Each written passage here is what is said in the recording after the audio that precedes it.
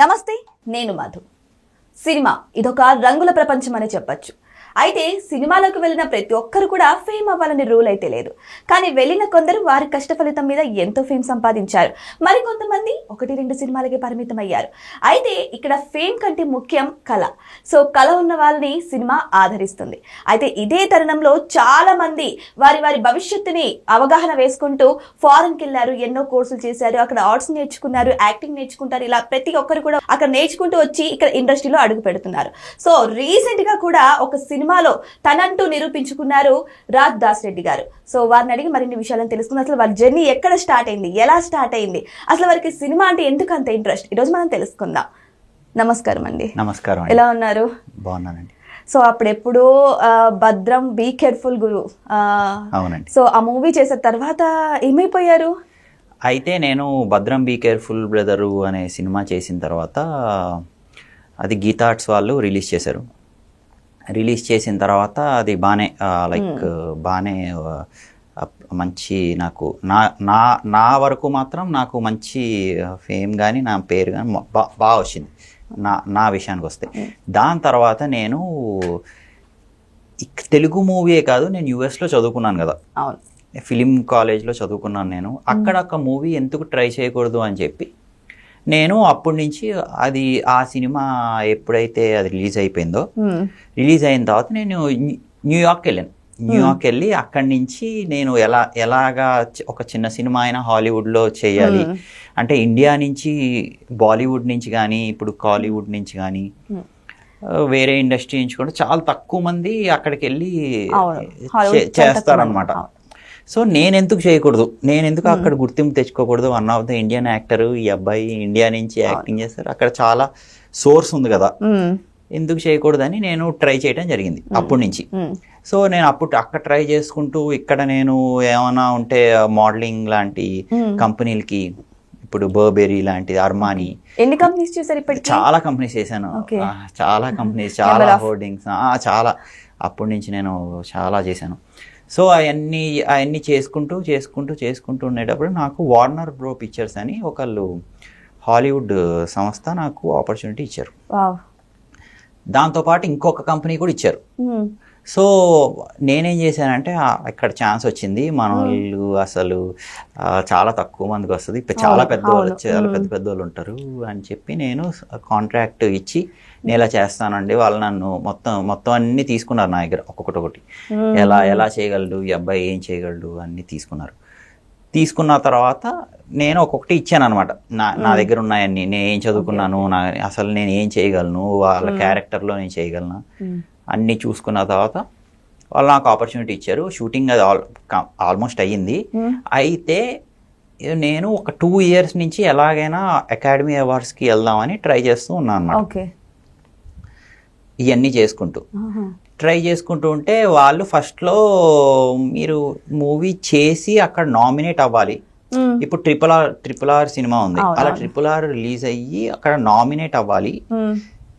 Nominate అయ్యి అక్కడ నామినేషన్లో మీ పేరు కనుక ఉంటే అప్పుడు మేము అవార్డ్ సెరమనీకి రానిచ్చి మీకు గుర్తింపు చేస్తాము, మీ పేరు ఇలా ఇస్తాము అని చెప్పారనమాట. అప్పుడు నేను ఇంకా ఇది కష్టమేమో అని అనుకున్నాను. అనుకుంటే వాళ్ళేమన్నారంటే, మీకు పెద్ద కంపెనీ, ఇప్పుడు వార్నర్ బ్రో పిక్చర్స్ లా కానీ, 20th ఫాక్స్ లాంటిది కానీ, ఇంకా పారమౌంట్ పిక్చర్స్ ఉంటాయి కదా, పారమౌంట్ పిక్చర్స్ కానీ, ఇలాంటి సంస్థలు మీకు సినిమా ఆఫర్ ఇచ్చి ఆ సినిమా నెక్స్ట్ ఫ్యూచర్లో నామినేట్ చేయగలుగుతున్నారు అంటే నేను మీకు ఆపర్చునిటీ ఇస్తాము అని చెప్పి జ్యూరీ మెంబర్స్ ఒక ఎగ్జిక్యూటివ్ ఇన్విటేషన్ కింద నన్ను తీసుకున్నారు అనమాట, ఇండియా నుంచి. ఇప్పుడు ఇండియా నుంచి చాలా తక్కువ మెంబర్స్ సెలెక్ట్ అవుతారు. అవునండి, చాలా తక్కువలో తక్కువ. 95th కి మాత్రం నాటు అనే సబ్జెక్ట్ కి రాజమౌళి RRR కి మాత్రం ఆస్కర్ వచ్చింది. అది హైయెస్ట్ అనమాట ఇండియాకి ఇప్పుడు వరకు ఆస్కర్స్, వన్ ఆఫ్ ద ఇప్పుడు వరకు జరిగిన దాంట్లో హైయెస్ట్ అనమాట. 97th కి మన వాళ్ళు మళ్ళీ తక్కువే ఉన్నారు. అలా తక్కువ మంది వస్తున్నారు అనమాట. 96th కూడా చాలా తక్కువ మంది ఉన్నారు. 97th కి ఇదిగోండి నేను వన్ ఆఫ్ ద ఇన్విటేషన్ కింద వెళ్ళాను. ఇప్పుడు మనకు కూడా 97లో అసలు వెళ్ళాను, కాకపోతే అక్కడ మన వాళ్ళకి ఈసారి 97కి ఎవరికి అవార్డ్ లాంటి తక్కువ చాలా తక్కువ నామినేటెడ్. Okay, okay. ఇంకా ఫ్యూచర్ లో ఇప్పుడు మన బాలీవుడ్ ఇండస్ట్రీ ఉంది, అవును. మంచి మంచి చాలా క్రియేటివ్ గా తీస్తారు. అవును తెలుసు. ఆ క్రియేటివ్ గా తీసినప్పుడు వాళ్ళు కూడా గుర్తింపు తెచ్చుకునేలా చేస్తే బాలీవుడ్ వాళ్ళు కూడా ఇంకా మన ఇండియన్ సినిమా ఇండస్ట్రీ అనేది ఇప్పుడు జపనీస్ ఫిలిమ్స్ ఉంటాయి. జపనీస్ ఫిలిం కి వాళ్ళ ఏదైతే జపాన్ మూవీస్ ఉంటాయో ఇప్పుడు ఇండియాలో ఆహా ఇది చూడంగానే జపనీస్ మూవీ, ఈ చైనీస్ మూవీ అలా ఉంటది కదా. అలా ఇండియన్ మూవీ అనేది మనకి ఇంకా గుర్తింపు లేదు. అవును, అది ఎంతకంతే అది గుర్తింపు రావాలని నేనైతే అనుకుంటున్నాను. మరి నా తెలిసి అవుద్ది ఫ్యూచర్ లో. ఎందుకు గుర్తింపు రాలేదంటారు? మన వాళ్ళని అక్కడ వాళ్ళు రాని అంటే వాళ్ళ టీంనే పెట్టుకుంటారు. ఇండియన్స్ అనేటప్పటికి ఏషియన్ కంట్రీస్ లో ఏషియాలోకి వచ్చేస్తుంది ఇండియా అనేది, ఏషియన్ దాంట్లో. అప్పుడు వాళ్ళు ఏం చేస్తారంటే మేము యుఎస్ వాళ్ళనే పెట్టుకుంటాం. మాకు అక్కడ చదువుకున్న ఏఎఫ్ఐ అని ఒక కాలేజ్ ఉంటుంది, ఆ కాలేజ్లో అంటే తీసుకుంటాం. ఎన్వైయు అని ఉంటుంది, అక్కడ చదువుకున్న వాళ్ళనే మేము తీసుకుంటాం. అలాగా వాళ్ళ చదువుకున్న వాళ్ళని యుఎస్సి అని ఉంటుంది. అంటే వాళ్ళు చదువుకున్నప్పుడు వాళ్ళు అక్కడ ఎక్స్పెన్సెస్, వాళ్ళు అక్కడ అవైలబిలిటీ డేట్స్ వాళ్ళనే తీసుకుందాం అని అనుకుంటారు తప్ప ఒక ఇండియా ఎక్కడో ఉన్న ఏషియన్ కంట్రీ నుంచి అక్కడ హాలీవుడ్లో ఆపర్చునిటీ ఇద్దామని ఎవరు అనుకోరు అనమాట, అక్కడ చదువుకుని ఉంటే తప్ప. ఓకే, మరి మీకు ఆఫర్ వచ్చింది కదా? నేను అక్కడ చదువుకున్నాను కాబట్టి. ఓకే, ఇప్పుడు అక్కడ చదువుకున్న వాళ్ళు కూడా ట్రై చేయాలి. వాళ్ళు ఏం చేస్తున్నారంటే అక్కడ చదువుకుని ఇక్కడికి వచ్చే సినిమాలు తీసేసి అక్కడ ఇంకా కాన్సన్ట్రేషన్ ఎక్కువ చేయట్లేదు. నా పర్సనల్ ఒపీనియన్. చాలా మంది ట్రై చేస్తూ ఉంటారండి. ఒక తెలుగు అమ్మాయి ఉంది కదా, అప్పుడు ఎప్పుడో ఒక యాడ్ చేసింది, చాలా లైట్ గా ఉంది ఆయిల్ యాడ్ చేసి ఆ అమ్మాయి అక్కడ వరకు వెళ్ళారు, హాలీవుడ్ లో కూడా చేస్తుంటే చాలా తక్కువ మంది.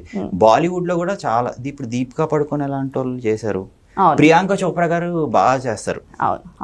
తక్కువ మంది అనమాట, చాలా తక్కువ మంది చేస్తారు. సో అలాగా మెల్లగా మన ఇండియన్ సినిమా ఇండస్ట్రీ కూడా గుర్తింపు రావాలని నా ఉద్దేశం. RRR మాత్రం 95th నాటు మాత్రం 100% చాలా మంచి అప్లాజ్ వచ్చింది. కానీ ఒక తెలుగు అబ్బాయి ఎందుకొని మీరు ఆస్కార్ నామినేటెడ్ వరకు వెళ్ళారు అంటే నిజంగా గ్రేట్ అండి. నిజంగా తెలుగు ప్రజలందరూ గర్వించాల్సిన విషయం. మరి మీ ఫ్యూచర్ ప్లాన్ ఏంటంటే అది ఒక్క సినిమాతోనే ఆపేసేసారు అంటే హాలీవుడ్ లో సెటిల్ అవుదామనా, లేకపోతే మళ్ళీ టాలీవుడ్ కి వద్దామనా, బాలీవుడ్ కి వెళ్దామనా? అలాగేం కాదు, నేనేమనుకున్నానంటే అక్కడ ట్రై చేస్తూ ఇక్కడ కూడా ట్రై చేస్తూ ఉందాం అని అనుకున్నాను. మధ్యలో ఒక సినిమా స్టార్ట్ చేశాను. స్టార్ట్ చేసేటప్పటికి నాకు కరెక్ట్గా డేట్స్ అనేవి సెట్ అవ్వట్లేదు. అక్కడికి వెళ్ళేటప్పటికి అక్కడే ఉండిపోవాల్సి వస్తుంది, 4-5 months 3-4 months అలాగే ఉండిపోవాల్సి వస్తుంది. ఇక్కడేమో నేను ఎప్పుడైతే ఇక్కడ అవైలబిలిటీ లేనో వీళ్ళు ప్రొడ్యూసర్ కానీ, డైరెక్టర్ కానీ, మ్యూజిక్ డైరెక్టర్ కానీ, ఇప్పుడు కాస్ట్ అండ్ క్రూ కానీ సఫర్ అవ్వాలి 4-5 months. అలాగా నేను వీళ్ళకి మాట ఇవ్వట్లేదు అనమాట. సో అలా ఇప్పుడు కొంచెం ఒక లైన్ లో ఫామ్ లోకి వచ్చినట్టు అనిపిస్తుంది. ట్రై చేస్తాను. 2 projects అయితే తెలుగులో చేస్తున్నా. ఇప్పుడు తెలుగులో షూటింగ్ అయిపోయింది ఆల్మోస్ట్, అలా మధ్యలో ఉంది ఒకటేమో స్టార్ట్ అయ్యే స్టేజ్ లో ఉంది. సో ఇది అయితే తెలుగు ఉంది. బాలీవుడ్ లోంచి కూడా నాకు ఒక ఆఫర్ వచ్చింది, చాలా మంచి ఆఫర్. షారుఖ్ ఖాన్ గారి టీం ఉంటుంది, రెడ్ చిల్లీస్ ఎంటర్టైన్మెంట్స్ అని ఒకటి ఉంటుంది. ఆ టీం వాళ్ళు కూడా నన్ను అడుగుతున్నారు అనమాట, రెడ్ చిల్లీస్ ఎంటర్టైన్మెంట్స్ అని.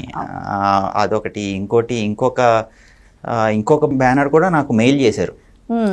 వాళ్ళు తెలుసుకుంటారు కదా, ఇలాగ ఆస్కార్ వరకు వెళ్ళారు ఈ అబ్బాయి ఇన్విటేషన్ మీద. ఎట్లాగా అంటే బాలీవుడ్ వాళ్ళకి కూడా అక్కడ ఎలాగైనా నామినేట్ చేసుకోవాలని చాలా ఉంటుందండి. ఎలాగైనా కనీసం నామినేషన్ వరకు అయినా వెళ్ళాలి, ఒక పిక్చర్ అక్కడ వరకు తీసుకెళ్ళాలి. ఎందుకంటే ఒక చిన్న నామినేషన్కి 5 నామినేటెడ్ ఉంటాయి, 5 to 6 ఉంటాయేమో నాకు తెలిసి. ఆ 5-6కి కొన్ని thousands of movies వస్తాయి. మీకు అర్థమవుతుంది? ఏదైతే ఒక్క చిన్న షార్ట్ ఫిలిం, ఇప్పుడు షార్ట్ ఫిలిం కేటగిరీ ఉందండి, షార్ట్ ఫిలిం కేటగిరీలో 6-7 నామినేటెడ్ ఉంటాయి. అందులోంచి ఒకటి బెస్ట్ సెలెక్ట్ చేయమని వాళ్ళు అనుకుంటారు. ఆ నామినేషన్ 5-6 నామినేషన్ కి రావడానికే కొన్ని thousands of movies పడతాయి. అది అక్కడ ఆ నామినేటెడ్ మూవీస్ లో మళ్ళీ ఫస్ట్ నామినేటెడ్ మూవీస్ వాళ్ళకి ఎంట్రన్స్ ఇస్తారు వాళ్ళకి అక్కడికి. సూపర్. అంత అలా ఉంటుంది అనమాట. మీరు చిన్నప్పటి నుంచి ఫారెన్ లోనే చదువుకున్నారా? నేను ఎస్. కానీ తెలుగు చాలా చక్కగా మాట్లాడుతున్నారండి. సో డైలాగ్ డెలివరీ కూడా అలాగే ఉంటుంది అనుకుంటున్నాను నేనైతే. చాలా బాగుంటుంది. మీరు అసలు యాక్చువల్లీ గీతా ఆర్ట్స్ లో అప్పుడు చేశారు కదా? అవునండి. కానీ అదొక మంచి గుర్తింపు పొందిన సంస్థ అని మీకు తెలుసు కదా? అప్పుడే మీరు కొంచెం ట్రైన్ అయినా ఇంకొక కొన్ని మూవీస్ సెలెక్ట్ చేసుకున్నా ఇప్పటికల్లా మీ ఫేమ్ మారిపోయేదేమో. లేదు, అంతే. అది కూడా అలా కూడా చేయొచ్చని అనుకున్నాను. దాంతోపాటు యుఎస్లో కూడా ట్రై చేయొచ్చు. ఇప్పుడు వెళ్ళినా వాళ్ళు నాకు ఇస్తారు ఆపర్చునిటీ. ఇప్పుడు వెళ్ళినా వాళ్ళు ఇస్తారు. ఇప్పుడు పెద్ద సంస్థ వాళ్ళు వేరే వాళ్ళు ఉన్నారు కదా, నేను ఆల్రెడీ చేశాను కదా ఒకటి. మారుతి గారు ఆయన ఇస్తారు. ఇప్పుడు రాజమౌళి గారు ఫాదర్ ఉన్నారు, విజయేంద్ర ప్రసాద్ గారు, వాళ్ళు ఇవ్వగలుగుతారు. అలా పెద్ద సంస్థలు నాకు ఇస్తాయి. ఎప్పుడైతే నేను ఆస్కర్ వరకు వెళ్ళానో వాళ్ళకు కూడా last end of the day ambition ఏముంటుంది, ఒక ఆస్కర్ వరకు నామినేట్ అయినా చేయించుకోవాలి అని ట్రై చేస్తూ ఉంటారు. బాలీవుడ్ వాళ్ళు కానీ, తమిళ్ ఫిలిం ఇండస్ట్రీ కానీ, మలయాళం కానీ, వీళ్ళందరూ. అంటే హాలీవుడ్ రేంజ్ లో మీరు జస్ట్ సెలెక్ట్ అయ్యారు, ఏదైనా చేశారా? చేశాను. ఏది చేశారు? వార్నర్ బ్రో పిక్చర్స్ అని ఒక పెద్ద సంస్థతో మూవీ చేశాను. ఏ మూవీ అంటే ఇంకా రిలీజ్ అవ్వలేదు. అది రిలీజ్ అవుతే నాకు మంచి స్థాయిలో గుర్తింపు వచ్చేస్తుంది అనమాట. ఇప్పుడు ఐశ్వర్య రాయ్ గారు ఒక సినిమా చేశారు. అలా 2-3 దీపిక పడుకుని, ఇమ్రాన్ ఖాన్ గారు, ఇంకా 10 to 15 మెంబర్స్, ప్రియాంక చోప్రా గారు వెబ్ సిరీస్ చేశారు. అలాగా నేను ఆ కేటగిరీలోకి వెళ్ళిపోతాను అనమాట. అది రిలీజ్ అవ్వాలి. ఎప్పుడు రిలీజ్ అవుతుందండి? ఇంకా టైం పడుతుంది. ఇంకొక 1 year అయితే గ్యారంటీ పడుతుందండి. హాలీవుడ్ లో తెలుగు వాళ్ళని చాలా తక్కువగా చూస్తాం మనం. అసలు కూడా కనిపించరు. అలాంటిది ఒక తెలుగు వారు హాలీవుడ్ వరకు వెళ్ళి నటించారు అంటే ఇట్స్ రియల్లీ గ్రేట్ అని చెప్పొచ్చు. బాలీవుడ్ వాళ్ళు కూడా చాలా ట్రై చేస్తారు. అవును, బాలీవుడ్ వాళ్ళకి ఓకే, కొంతమంది అన్న వాళ్ళ ముఖం అన్న కనిపిస్తుంది, లైక్ ప్రియాంక చోప్రా గారు, దీపికా పడుకునే గారు, వీళ్ళందరూ. కానీ టాలీవుడ్ నుంచే వెళ్ళడం అనేది ఇట్స్ నిజంగానే చాలా గ్రేట్ అని చెప్పొచ్చు అసలు. ఎందుకంటే పెద్ద పెద్ద వాళ్ళకి కూడా ఈ ఆఫర్ రాదు. అవునండి, అదే అదే. నేను ఇక్కడ ఏంటి అంటే, మీకు ఎలా వచ్చింది ఆఫర్? అంటే అక్కడ చదువుకున్నప్పుడు నా ఫ్రెండ్స్ ఉండేవారు అక్కడ నాతో. అంటే చిన్నప్పటి నుంచి మీకు ఫ్రెండ్స్ ఎలా ఉంటారు, అలా నాకు కూడా ఫ్రెండ్స్ ఉన్నారు కొంతమంది. వాళ్ళు మంచి పొజిషన్ లో, వాళ్ళు కూడా బాగా అక్కడ మెంబర్స్ అవటం, సినిమాటోగ్రఫీలో బాగా వెళ్ళటం, యాక్టర్స్ మంచి స్టేజ్లో సెటిల్ అవ్వటం, ఇలా ఉంటే నేను కూడా వాళ్ళతో చదువుకున్నాను కదా, అలా ర్యాప్ ఇప్పుడు కూడా అలాగే ఉంటుంది. సో అలాగ వాళ్ళ సర్కిల్, మా సర్కిల్, అలా నాకు ఆపర్చునిటీ వచ్చింది ఎప్పుడో. మరి హాలీవుడ్ ఫిలిం ఎప్పుడు రిలీజ్ అయ్యే అవకాశం ఉందంటారు మీది? ఒక 1 year పడుతుందండి. 1 year లోపు ట్రై చేస్తున్నాం. పేరు చెప్పచ్చా? లేదు, అది పేరు చెప్తారు. నేను చెప్తున్నా, వార్నర్ బ్రోస్ పిక్చర్స్ అని హాలీవుడ్ లో చాలా పెద్ద సంస్థ. అక్కడ నుంచి అసలు దాంట్లో మళ్ళీ కంపల్సరీ ఇయర్లీ చాలా సినిమాలు రిలీజ్ అవుతాయి. వాళ్ళ స్టూడియో కూడా చాలా బాగుంటుంది. అవును. సో మీరు అక్కడ ఇక్కడ చూసారు కదా, ఒకసారి కంపేర్ చేయండి. ఏంటి టాలీవుడ్ కి అక్కడ మార్పు ఏంటి? అక్కడ ఇంగ్లీష్ ఉంటుంది, ఇక్కడ తెలుగు ఉంటుంది. అంతేనా? అంటే ట్రీట్ చేసే విధానం కానీ, ఇక్కడ ట్రీట్ చేసే విధానం కానీ, షూట్ చేసే విధానం కానీ, ఎక్విప్మెంట్స్ విధానం కానీ, అక్కడ కొంచెం హైఫై, అంటే కొంచెం ఇంకా ఆధునికంగా ఉండే ఎక్విప్మెంట్ ఉంటుంది, లేటెస్ట్ గా. ఇప్పుడు ఆ ఎక్విప్మెంట్ ఇక్కడ తీసుకురావాలంటే రాజమౌళి గారు లాంటి వాళ్ళు, వీళ్ళు ఇప్పుడు వారణాసికి చేస్తున్నారు, అలాంటి ఎక్స్పెన్సెస్ తీసుకురావాలి. అంత తీసుకొచ్చినప్పుడు అవుట్పుట్ కూడా మనం ఎలాగ అనేది కూడా చూసుకుంటుండాలన్నమాట. అన్ని అంత ఎక్స్పెన్సివ్ ఉంటాయి. ఎందుకంటే మనకి ఇప్పుడు చాలా ఎక్స్పెన్సివ్ కదండి. యుఎస్ చాలా ఎక్స్పెన్సివ్. నేను వెళ్ళినప్పుడు కంపేర్ చేస్తే ఇంకా ఎక్స్పెన్సివ్. నేను వెళ్ళినప్పుడు కల్లా డబుల్ ఎక్స్పెన్సివ్ అయింది. Oh my god. 10 years back కి ఇప్పటికి డబుల్ ఎక్స్పెన్సివ్ ఉంది యుఎస్ అనేది. మరి ఎట్లా అంటారు మన వాళ్ళు? ఇప్పుడు వెళ్ళిన వాళ్ళు అసలు సస్టైనబిలిటీ అనేది చాలా కష్టం. నా టైంలో వెళ్ళిన వాళ్ళే పర్లేదు. నా టైంలో వెళ్ళిన వాళ్ళు, నా ఇంజనీరింగ్ టైంలో కొంచెం కంప్లీట్ చేసుకుని వెళ్ళిన వాళ్ళు పర్లేదు. ఇప్పుడు వెళ్దాం అనుకున్న వాళ్ళు అసలు కాలేజ్లో చేరి జాయిన్ అయ్యి ఆ కోర్సు కంప్లీట్ చేయాలంటేనే చాలా డబ్బులు అయిపోతాయి. ఓ మై గాడ్, ఎంత ఖర్చు? 1 crore అయిపోద్ది. ఓ మై గాడ్, 1 crore దాటేస్తుంది. ఎందుకంటే వాళ్ళ ఎక్స్పెన్సెస్ చాలా ఎక్కువ. జస్ట్ చదవడానికి, ఒక ఫిలిం తీయడానికి ఎంత ఖర్చు అవుతుందో చదవడానికి, ఇంకా మళ్ళీ అక్కడ ఆపర్చునిటీకి ఎలాగా, అక్కడ ఎలా సర్వే అవ్వాలి, ఇంకా అసలు ఎక్స్పెన్సివ్, వెరీ ఎక్స్పెన్సివ్. ఇప్పుడున్న టైంలో, నేనున్న టైంలో బాగా తక్కువ చదివేసుకుని నేను అక్కడ అన్నీ చేసుకుని అన్నీ మెల్లగా వచ్చాను అన్నమాట. అప్పుడులో నాకు సాధ్యపడింది. అయితే నేను న్యూయార్క్ ఫిలిం అకాడమీలో చదువుకున్నాను. అప్పుడులో ఉన్న ఎక్స్పెన్సివ్ అది NYU అని న్యూయార్క్ యూనివర్సిటీ అని ఉంటుంది. అక్కడే ఉండేది అనమాట మా కాలేజ్ కూడా. జస్ట్ ఒక 4 బ్లాక్స్ పక్కనే ఉండేది మా కాలేజ్. అక్కడ ఉన్న లెక్చరర్స్ మా దగ్గర ఉన్న లెక్చరర్స్ ఒకళ్ళే ఉండేవారు. NYUలో షూట్ చేసేవారు, NYUకి పిలిచేవారు, NYU పక్కనే ఉండేది అనమాట. సో వాళ్ళందరూ ఆ ఫ్యాకల్టీ మొత్తం వీళ్ళు తీసుకునేవారు, వీళ్ళ ఫ్యాకల్టీ వాళ్ళకి ఇచ్చేవారు. సో అప్పుడు తక్కువ ఉండేది.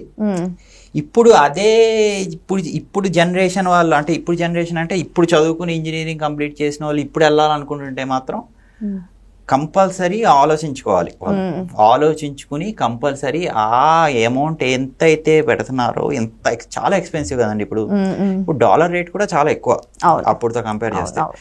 సో ఎలాగా అవుతుంది అన్ని కూడా చూసుకోవాల్సిన అవసరం కంపల్సరీ ఉంది. మీ ఫేవరెట్ డైరెక్టర్ ఎవరండి? అంటే మీరు హాలీవుడ్లో ఒక మంచి రోల్ చేస్తున్న టైంలో నాకు ఈ డైరెక్టర్ నుంచి ఆఫర్ వచ్చిందంటే అక్కడ వదిలేసుకొని వచ్చేంత ఇష్టమైన డైరెక్టర్ ఎవరైనా ఉన్నారా? అలాగేం లేదు, నాకు ఆపర్చునిటీ అండి. ఇప్పుడు మనకు ఆపర్చునిటీ రావాలి ఆ డైరెక్టర్ నుంచి కానీ ఆ కాస్టింగ్ డైరెక్టర్స్ ఉంటారు అక్కడ. ఆ కాస్టింగ్ డైరెక్టర్స్ మనకు ఆపర్చునిటీ ఇవ్వాలి.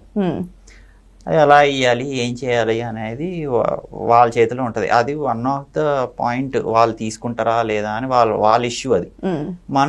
మనం అంతా చెప్పేయాలి, మన దగ్గర ఉన్నాయన్నీ ఎలా చేసుకుంటున్నాం అని చెప్తే వాళ్ళ దాంట్లో ఫిల్టర్ చేసి తీసుకుంటారా లేదా అని వాళ్ళ ఇష్టం. కొంతమంది కనిపిస్తుంది నాకు రాజమౌళి గారి డైరెక్షన్ లో చేయాలి అని, చాలా మంది టాలీవుడ్ హీరోస్ కనిపిస్తారు.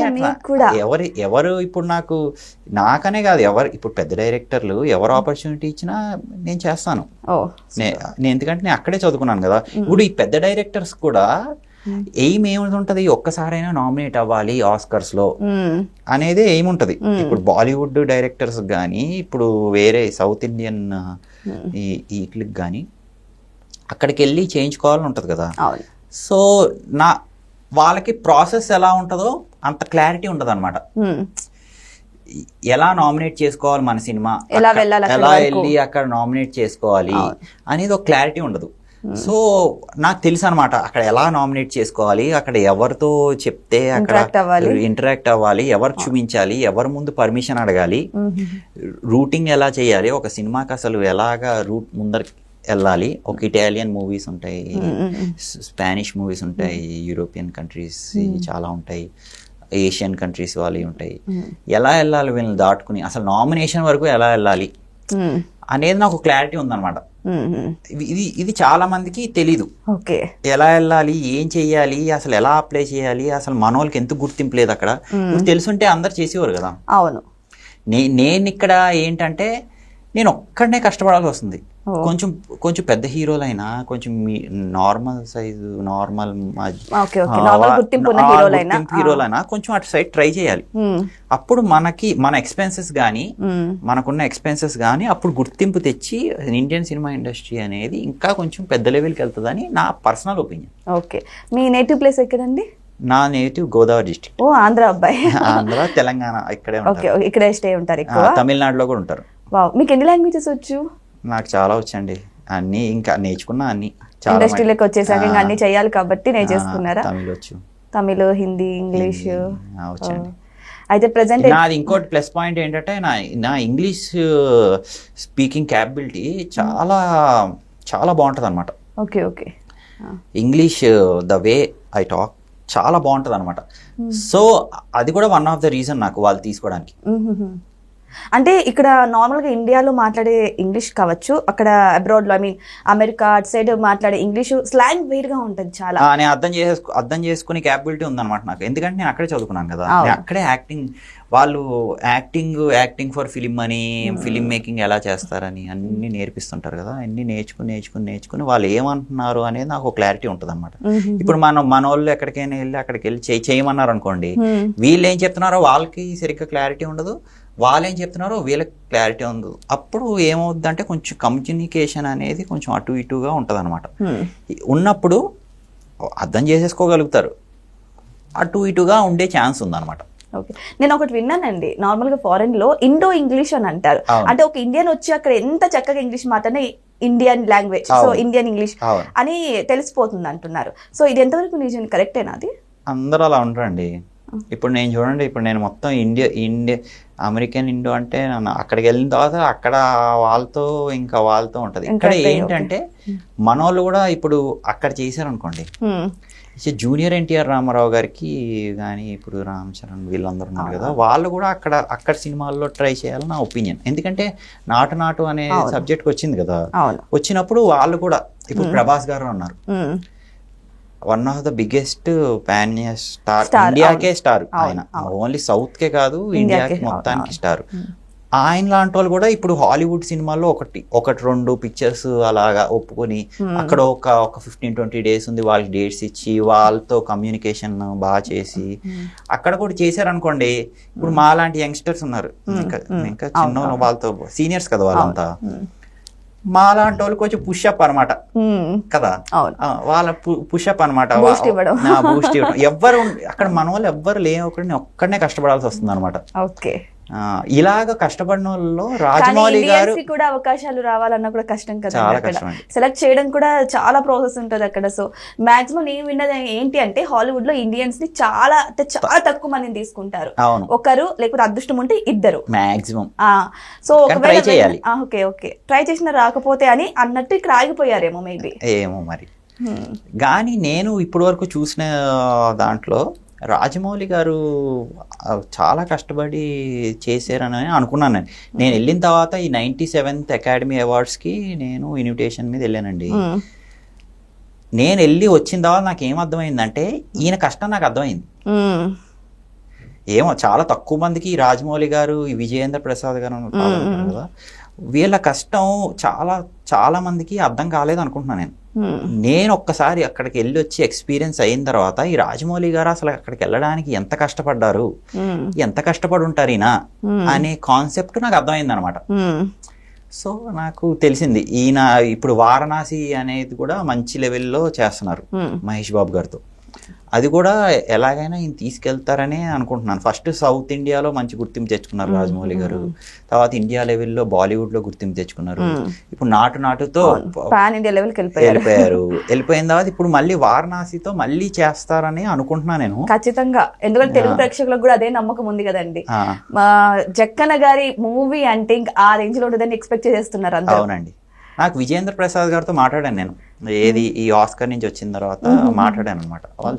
వాళ్ళు కూడా చాలా ఆనందపడ్డారు. నా కష్టం కూడా వాళ్ళు తెలిసి అనమాట, అంటే వాళ్ళు వెళ్ళారు కదా, వెళ్ళినప్పుడు నేను ఎట్లాగా వెళ్ళుంటాను అనే క్లారిటీ కూడా వాళ్ళకి వచ్చింది అనమాట. ఎందుకంటే వాళ్ళు కూడా అక్కడ వరకు ట్రై చేశారు. పెద్ద డైరెక్టర్స్ తో మీకు పరిచయాలు ఉన్నాయండి. మరి అలాంటప్పుడు ఇంకా మంచిగా మూవీలో చేద్దామని అనుకుంటున్నాను, కలుస్తాను, కలిసి అది చెప్పాను కదా, ఫ్యూచర్ ప్లానింగ్ కాదే మీకు. చేశాను, ఆ మూవీ చేశాను ఇక్కడ, ఇంకోటి స్టార్ట్ అవుతుంది, రిలీజ్ అవుద్ది, తెలుగులో కూడా రిలీజ్ అయిపోతుంది. ఎప్పుడు రిలీజ్ అవ్వచ్చు తెలుగులో? ఈ ఇయర్ రిలీజ్ అయ్యే ఛాన్స్ ఉంది, ఈ ఇయర్ రిలీజ్ అయిపోతుంది. దీనిని ఏమన్నా తెలుసుకోవచ్చా, ఇది కూడా అఫీషియలా? అలాగే లేదు, రిలీజ్ అవుద్ది కదా, రిలీజ్ అయ్యే వరకు వెయిట్ చేయాలి. రిలీజ్ అయ్యే వరకు వెయిట్ చేయండి, మీకు ఫుల్ హ్యాపీ. ఇప్పుడు ఫస్ట్ సినిమా కన్నా, ఇప్పుడు ఫస్ట్ సినిమా నేను అప్పుడు ఆ బ్యానర్లో చేసి, ఆ బ్యానర్ వాళ్ళు డిస్ట్రిబ్యూట్ చేశారు, మారుతి గారు లాంటి వాళ్ళు స్క్రీన్ ప్లే, మారుతి గారి సినిమా అయింది, అది ఇంకా పెద్ద స్టెప్ హెడ్డే ఉంటుంది ఈ సినిమా. సో అలాగా నేను ట్రై చేస్తూ. ఓకే, సో ఏదేమైనా సరే అబ్బాయిగా పుట్టిన తర్వాత చాలా మందికి 90% అబ్బాయిలకు కూడా నేను హీరో అవ్వాలని ఒక డ్రీమ్ ఉంటుంది. ఆ డ్రీమ్ ఉంటే సరిపోదు, ఆ డ్రీమ్ ని మనం సాకారం చేసుకోవాలి. సో అలాంటి అబ్బాయే రాజ్ దాసిరెడ్డి. సో ఆయన ఇప్పుడు ఆస్కర్ లెవెల్కి వెళ్ళారు, హాలీవుడ్ లో మూవీ చేశారు, బాలీవుడ్ లో చేస్తున్నారు, టాలీవుడ్ లో కూడా చేస్తున్నారు. సో ఇటువంటి ఒక పట్టుదల ఉంటే మాత్రం ఎంతటికైనా సరే మనం వెళ్ళొచ్చు, ఒక హీరో అవ్వచ్చని నిరూపించారు. థ్యాంక్ యూ సో మచ్ అని మీ వాల్యుబుల్ టైం ఇచ్చినందుకు.